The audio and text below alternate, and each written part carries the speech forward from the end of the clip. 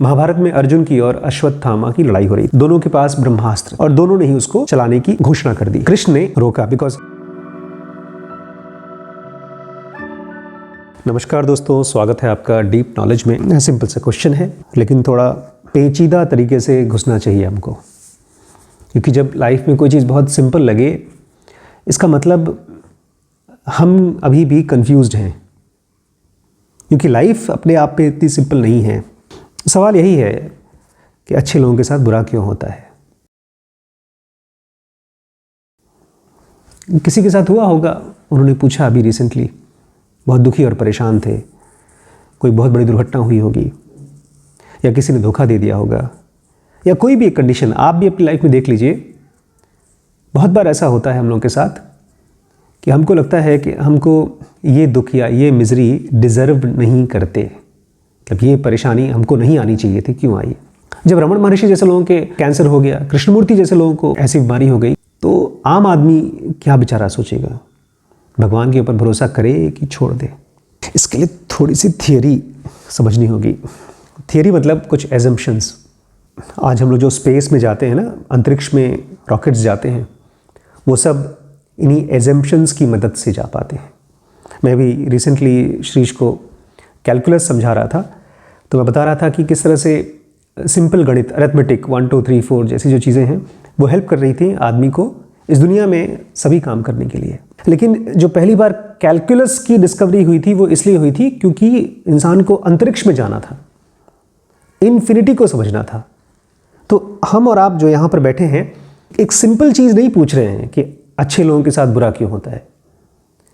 हम ये पूछ रहे हैं कि लाइफ में एक्सीडेंट्स होते ही क्यों हैं, और अगर एक्सीडेंट्स नहीं होते तो हमको लगते क्यों हैं एक्सीडेंट्स। अगर उनके पीछे कोई गहरा राज है तो क्यों नहीं पता चलता हमको। तो थियरी आपने शायद कल परसों की वीडियो में सुना हो। थियरी ये है कि ये पूरा ब्रह्मांड एक बड़ा सा मूविंग आर्क है।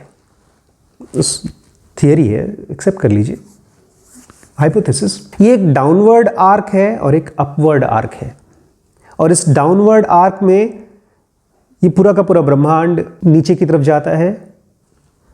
इसके अंदर जो इंसान है, मतलब हम लोग, वो भी नीचे की तरफ जाते हैं। और अपवर्ड आर्क में ऑब्वियसली उल्टा होता है, नीचे से ऊपर की तरफ जाते हैं। और नीचे ऊपर कैसे डिसाइड किया जाता है? ऊपर वो जो क्रिएशन के पास है, पीस के पास है, गॉड के पास है, लाइफ के पास है। और नीचे वो जो डेथ के पास है, पेन के पास है, सफरिंग के पास है, कन्फ्यूजन के पास है। ऊपर वो जो रोशनी है और नीचे वो जो अंधेरा है। अंधेरे में कुछ दिखता नहीं है, एक्सीडेंट्स होते हैं, कन्फ्यूजन होता है। उजाले में सब कुछ दिखता है। असतो मां सतगमय, तमसो मां ज्योतिर्गमय, मृत्युर्मा अमृतम गमय। तो ये जो मूवमेंट है भू भूह सुह का, ईश्वर से जानवर तक और जानवर से ईश्वर तक, यही वो वजह है जिसके कारण से हम और आप कितने भी अच्छे हों, हमारे साथ बुरा हो के रहेगा। इसमें थोड़ी सी एक बात समझिए। जब हम और आप इस धरती में, इस ब्रह्मांड में घुसते हैं तो हम केवल फिजिकल बॉडी नहीं हैं। जैसे कृष्ण अर्जुन को यही तो याद दिला रहे हैं, मैं भी आपको याद दिलाना चाहता हूँ कि हम सब फिजिकल बॉडी हैं। इसके अलावा मॉलिक्यूलर बॉडी, इलेक्ट्रॉनिक बॉडी तो है ही, हमारे अंदर में एक आत्मन है, एक डिवाइन फ्रैगमेंट है, या गॉड कह लीजिए, और वो सब कुछ जानता है। उसके अंदर में सारी शक्तियाँ हैं, वो सारी प्रॉब्लम्स को आसानी से रिजॉल्व कर सकता है, लेकिन करता नहीं है। क्योंकि ये दुनिया, ये भू भूह सुह, ये एग्जिस्टेंस, ये मृत्युलोक, ये ब्रह्मांड हमारी आत्मा के लिए, हमारे डिवाइन फ्रैगमेंट के लिए एक खेल है। ठीक वैसे जैसे आप और आपका बेटा कैरम के खेल में घुसते हैं, रूल्स बनाते हैं कि ये स्ट्राइकर है, ये क्वीन है, ये काला है, ये सफ़ेद है, इसको यहाँ से मारेंगे तो ये गोटी जाएगी, तो ये हमारी हो जाएगी। इसी तरह से इस फिजिकल वर्ल्ड में सारे फोर्सेस, सारे फिजिक्स के फोर्सेस, सारे मिस्टिकल फोर्सेस, सारी शक्तियाँ रूल्स हैं जो कि डिवाइन फ्रैगमेंट ने खुद ही बनाई है। इसी को कृष्ण कहते हैं कि अर्जुन, ये ब्रह्मांड मेरा ही बनाया हुआ है और इसके सारे नियम और कानून मैंने बनाए हैं, मैं खुद नहीं तोड़ता। इसलिए इसकी पुनर्स्थापना करने के लिए, धर्म की स्थापना करने के लिए मैं ज़रूरत पड़े तो पैदा भी होता हूँ। समझ में आ रहा है? और जब इंसान शुरू में एंटर करता है इस फिजिकल वर्ल्ड का, पहला रूल ये है ये ब्रह्मांड कहता है कि आप तो सब कुछ है, सर्वज्ञाता हैं, ये दुनिया चलेगी कैसे? तो फिर आपको धीरे धीरे, सबसे शुरुआत में आपको अपनी वाइब्रेशंस को कम करना होगा। द डिवाइन फ्रैगमेंट अपने सारे कम्युनिकेशन फिजिकल बॉडी से कम करती जाती है, कम करती जाती है, कम करती जाती है। क्या मतलब है? जब एक इंसान धरती में आता है तो एक आदमी बिहेव करता है विलेन की तरह और एक हीरो की तरह। महाभारत में अर्जुन की और अश्वत्थामा की लड़ाई हो रही थी। दोनों के पास ब्रह्मास्त्र थे और दोनों ने ही उसको चलाने की घोषणा कर दी। कृष्ण ने रोका, बिकॉज ब्रह्मास्त्र, जैसे कि आप इमेजिन कर सकते हैं, एकदम न्यूक्लियर बॉम्ब की तरह था। कृष्ण की बात सुनकर, इसके अलावा अर्जुन जानते भी थे किस तरह से अपने ब्रह्मास्त्र को वापस लिया जाता है, तो उन्होंने फिर से रख लिया। अश्वत्थामा बेचारे कंफ्यूज्ड थे। क्या थे? कंफ्यूज्ड थे, और वो कृष्ण की तरफ भी नहीं थे और इसीलिए बेचारे रोक नहीं पाए। कृष्ण ने कहा ठीक है, अगर रोक नहीं पाते तो इस ब्रह्मास्त्र को एक ऐसी जगह फेंक दो जहां पर कोई जीव नहीं है, कोई जिंदा इंसान नहीं है।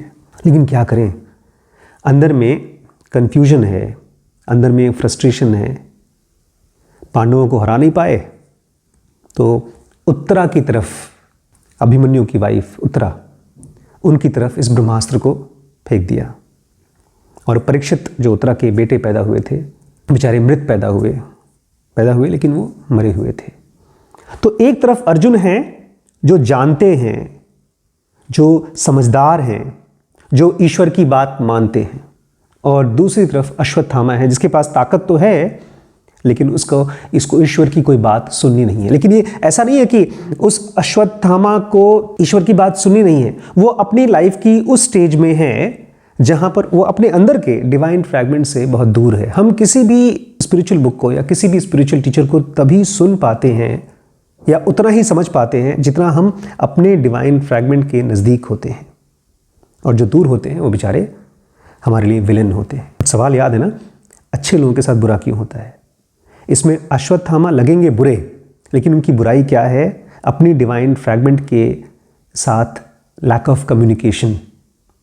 कृष्ण अर्जुन के बाहर तो दोस्ती जो थी उससे ज़्यादा उनके अंदर थे।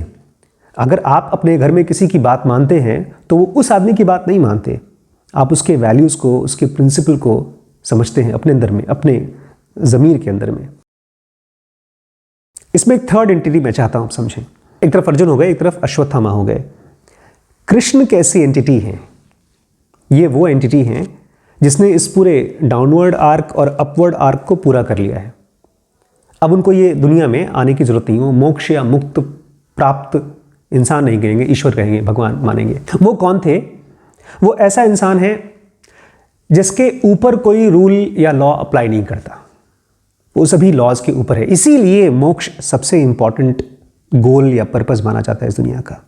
एक अच्छा इंसान हो अर्जुन या एक बुरा इंसान हो अश्वत्थामा, इन दोनों को पता नहीं है कि लाइफ का पर्पस क्या है। अर्जुन भाग रहे थे क्योंकि उनको रुपया पैसा नहीं चाहिए था, और वहीं पर अश्वत्थामा इसलिए लड़ रहे थे क्योंकि वो अपनी बेइज्जती का बदला लेना चाहते थे।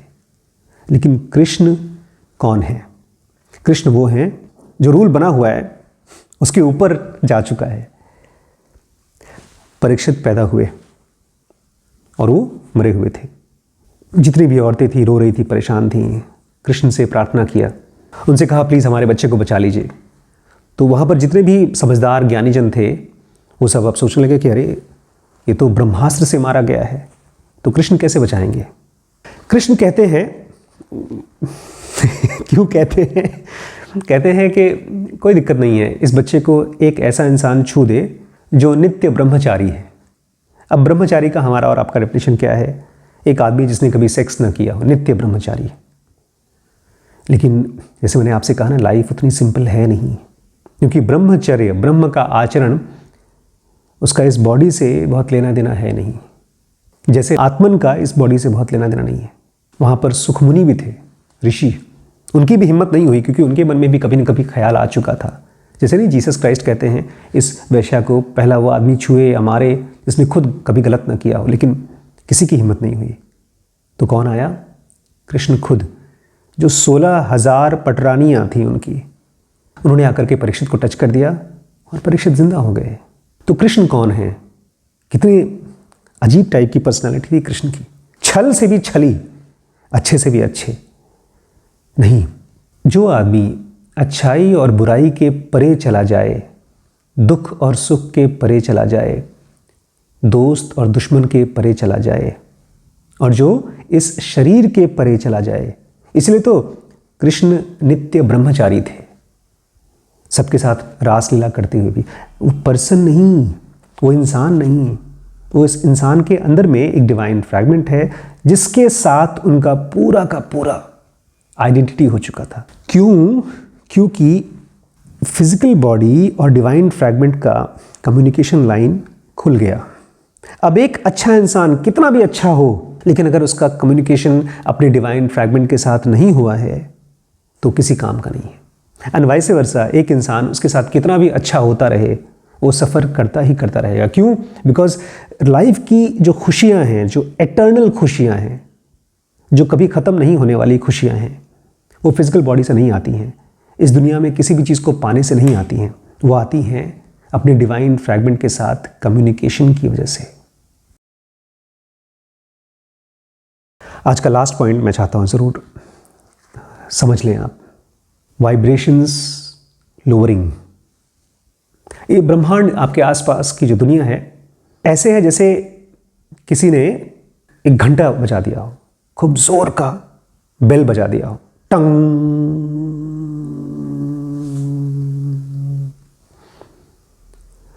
तो जैसे ही चोट लगी थी घंटे पे, आवाज़ जोर से आई, लेकिन धीरे धीरे उसका वाइब्रेशन कम होता गया, कम होता गया। ये जो फिजिकल वर्ल्ड है वो एक एटर्नल वाइब्रेशन है, लेकिन जैसे ही भू भुवः सुवः में वो वाइब्रेशन एंटर करती है, चाहे वो आदमी के रूप में, चाहे ब्रह्मांड के रूप में, वो वाइब्रेशंस कम होती जाती हैं, कम होती जाती हैं, कम होती जाती हैं। क्या मतलब है वाइब्रेशंस कम होती जाती हैं? एक आत्मा सबसे सूक्ष्म एंटिटी होती है जो किसी को दिखाई नहीं देती, कोई नहीं देख सकता, लेकिन उसी के बाद थोड़ा सा ग्रॉसर फॉर्म होता है इलेक्ट्रॉनिक बॉडी, जिसके पास सारी शक्तियाँ होती हैं। उससे थोड़ा सा और ग्रॉस, उससे थोड़ा सा और भारी एंटिटी होती है हमारी मॉलिक्यूलर बॉडी, जिसको आप सपने में एक्सपीरियंस करते हैं। और सबसे ग्रॉस और सबसे भारी रूप होता है हमारा फिजिकल बॉडी, जो मुश्किल से 50 साल या 100 साल तक जी पाता है, और उसमें भी ढेरों परेशानियाँ होती हैं। और जब यही वाइब्रेशंस बढ़ते जाते हैं, बढ़ते जाते हैं, बढ़ते जाते हैं, तो एक आदमी ये कहता है कि मुझे शरीर नहीं रहना है। जैसे रमण, क्या चाहते थे रमण अपनी ज़िंदगी में? अपने घर को छोड़कर चले गए, साधु बन गए, शांत बैठे रहते थे पहाड़ों के पास, गुफाओं में। अपने अंदर क्या खोज रहे हैं? वाइब्रेशंस इकट्ठी हो रही हैं। जितनी बार भी आप अपने माइंड में अपने थॉट्स को देखते हैं और थॉट्स की मात्रा कम होती है, तो आपकी वाइब्रेशन बढ़ती जा रही है, बढ़ती जा रही है, और ग्रॉस से और सूक्ष्म होती जा रही है। और जितना ही आपकी बॉडी का, आपके ब्रेन का वाइब्रेशन बढ़ता है, जितना ही आपका अवेयरनेस बढ़ता है, जितना ही आप शांत होते जाते हैं, उतना ही आप पीसफुल और खुश होते जाते हैं।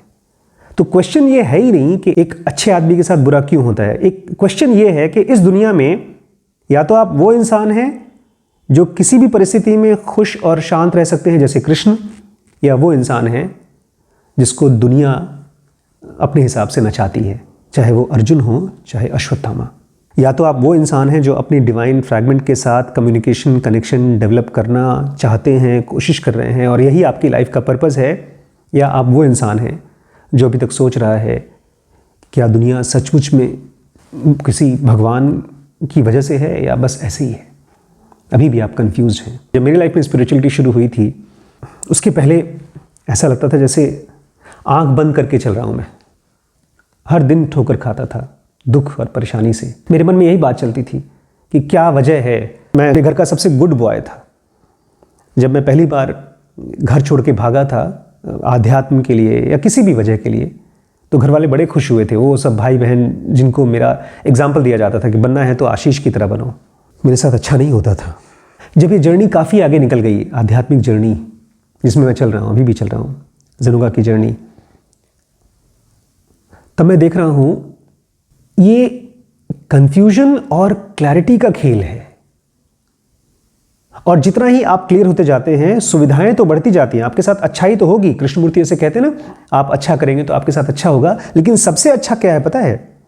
वो सुविधाओं का इकट्ठा होना नहीं, रुपया पैसा नाम इकट्ठा होना नहीं, स्वास्थ्य भी इकट्ठा होना ये नहीं। सबसे अच्छा है कि कोई भी परिस्थिति आपको डिस्टर्ब नहीं कर सकती, परेशान नहीं कर सकती। फिर आप धीरे धीरे मालिक हो जाते हैं। राजा परीक्षित कौन है पता है? उनका डेथ कैसे हुआ? अगर आपको पता है तो मुझे कमेंट सेक्शन में लिख के बताइएगा, और नहीं अगली वीडियो में तो मैं बताऊंगा ही आपको। लाइफ का केवल एक पर्पज़ है दोस्तों, खुद को जानना। अपनी कमाई धमाई भी उसी लिए करनी चाहिए। इसलिए आजकल मैं WBX के ऊपर बहुत जोर दे रहा हूँ। अगर आप बहुत सीरियस हैं अपने आप को फाइनेंशियली फ्री करने के लिए और अपना सारा टाइम अपनी स्पिरिचुअल यात्रा पे ले जाने के लिए, तो WBX ज्वाइन कर सकते हैं आप। और ऑब्वियसली साथ में अगर आप ज़ैड ज्वाइन करते हैं तो ये एक बहुत ही परफेक्ट कॉम्बिनेशन होगा। ये व्हाट्सएप का नंबर है, इस पर कॉन्टैक्ट करके जल्दी से जल्दी ज्वाइन कर लीजिए। Thank you.